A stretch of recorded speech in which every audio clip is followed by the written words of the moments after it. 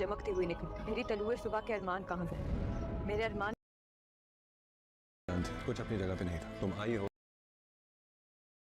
तो मेरी जिंदगी में कलर्स आए। ये शादी को बेसाखियों पे नहीं चढ़ाया जा सकता शुक्र। मुझे बात भूल रहे हैं कि जो दरवाजा इस घर को आने को खुलता है वही दरवाजा बाहर जाने को भी खुलता है। Oh please, I don't care. तो किया क्या? चलो जल्दी करो, तुम्हें अपनी गाड़ी का नंबर नहीं ना? BS और वो हमारी गाड़ी।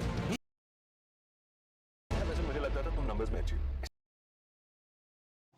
अस्सलाम वालेकुम गाइस, आई होप कि आप लोग सब खैर आफियत से होंगे। आज का जो रिव्यू है वो जैसे आपकी मर्ज़ी की अपकमिंग एपिसोड नंबर 14 के बारे में है। जैसे कि 13 में आप लोगों ने देखा नताशा जो है वो पागलों जैसी हरकत करती है और रज़ा की अम्मी को इंगेजमेंट रिंग वापस भेज देती है उनकी बर्थडे वाले दिन। उससे उसके वालिद उससे बहुत नाराज़ होते हैं और कुछ चीज़ों में शैरी उसका बहुत साथ देता है। और अलीज़े की मदर अलीज़े को समझाती हैं कि अगर ये सब तुम ना करती उस दिन, तुम डिनर वाले दिन ना जाती तो शायद ये सब कुछ ना होता। देखो बेटा, उसकी माँ नहीं है, मैं तुम्हारी माँ हूँ, तो मैं समझा रही हूँ। एंड बहुत सारी चीज़ें। फिर ऑफिस में सोहा मिलने आती है, रज़ा की बहन, और रज़ा जो है वो अलीज़े से बात करता है और नताशा के दिमाग में ये बैठा हुआ है कि अलीज़े शायद अपनी बहन को, रमज़ा को, उसके साथ फिट करना चाहती है। और नताशा जो है वो एक इंडिपेंडेंट वुमेन अगर बात की जाए तो वो तो अलीज़े भी है। और अलीज़े को अब ये लोग मेंटली टॉर्चर करने में कामयाब हो रहे हैं।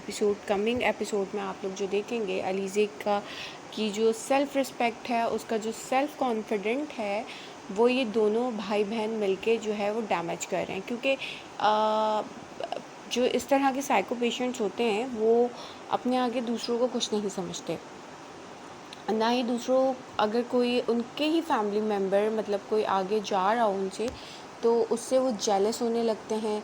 और यही सब कुछ वो अलीज़े के साथ कर रहे हैं क्योंकि अलीज़े की जहाँ जहाँ अलीज़े जाती है वहाँ वहाँ उसकी तारीफ़ होती, जो कि ये दोनों भाई बहन जो हैं नहीं बर्दाश्त कर पा रहे हैं कि अलीज़े की तारीफ़ होती है या अलीज़े अपने काम में अच्छी है। अलीज़े ऑफ़िस भी अच्छी तरीके से मैनेज करती है, घर भी, और उसकी बहुत जो है उसके जो सिस्टर हैं, फादर इन लॉ, वो भी उसकी बहुत तारीफ़ करते हैं। तो ये चीज़ें जो हैं वो नहीं बर्दाश्त कर पा रही नताशा, जिसकी वजह से वो कोई भी मतलब ऐसा मौका नहीं देना चाह रही कि हाथ से कि अलीज़े को किसी तरह से लेग डाउन किया जाए, उसको गिराया जाए और अलीज़े की रैपो घर में और ख़ानदान वालों के सामने ख़राब की जाए।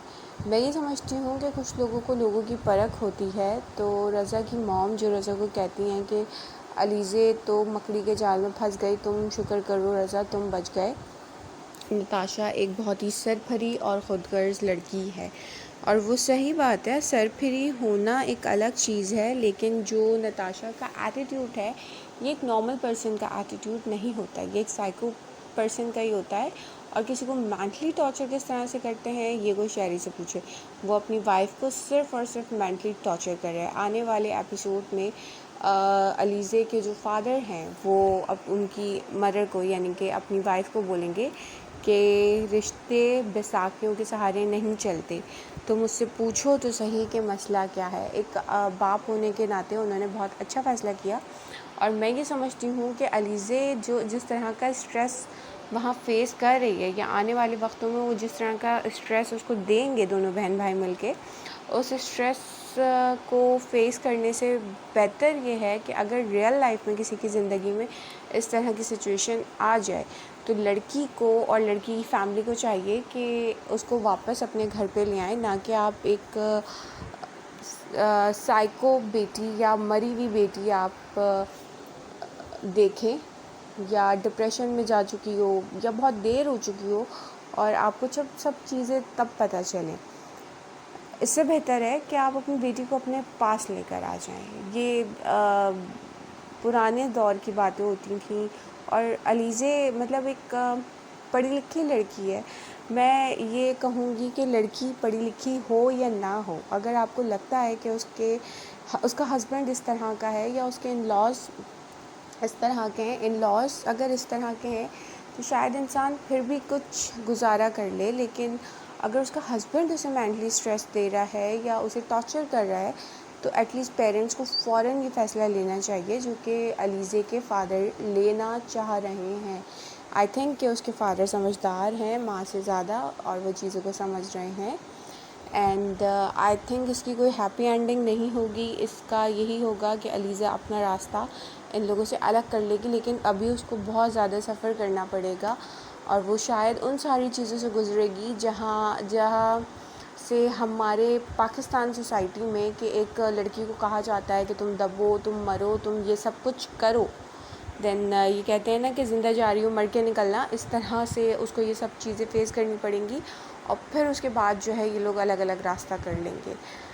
इस तरह की ही इसकी एंडिंग होगी। और नताशा का तो पता नहीं, अल्लाह ही हाफ़िज़ है, लेकिन शेरी के साथ भी कुछ ज़्यादा अच्छा नहीं होगा।